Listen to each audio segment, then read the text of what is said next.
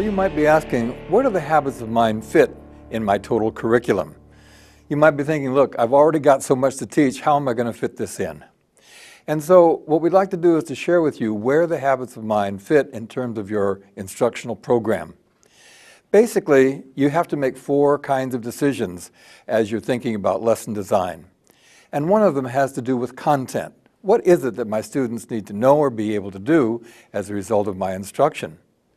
A second is thinking skills. What kind of thinking do I want my students to learn? A third decision is, what kind of an activity am I going to construct to challenge my students, to cause them to think, to cause them to create, so that they learn how to practice those habits of mind? And finally, we want students then to reflect on the habits of mind to see what served them as they were learning their content and their thinking as they engaged in this activity. So let's take a look at each one of these. First of all, content. When we're looking at content, we're really asking the question that perhaps you're already asking if you've been working with something like Jay McTighe and Grant Wiggins, Understanding by Design. If you're doing curriculum mapping and you're looking at what is it I want the students to know, but we really want to know more than just know. We're asking about understanding. What does it mean when we say someone understands something? For example, he understands me.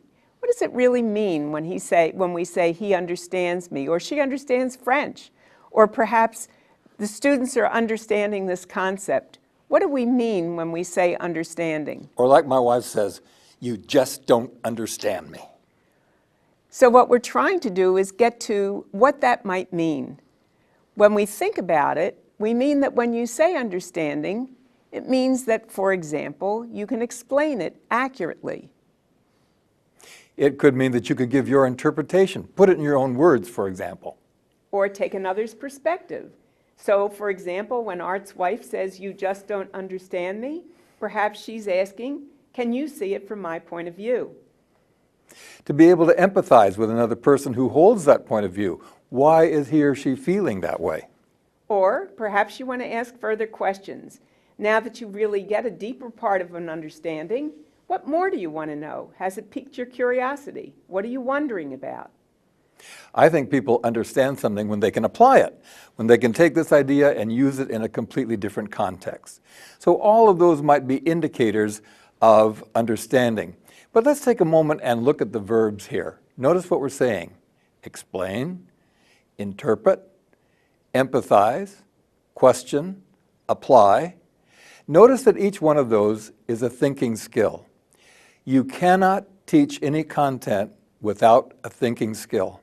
If you ever hear somebody say, well, I just teach content, I don't teach thinking, impossible. If you ever hear somebody say, well, I just teach thinking, I don't teach content, that also is impossible. You cannot think about nothing. You have to have some content to think about.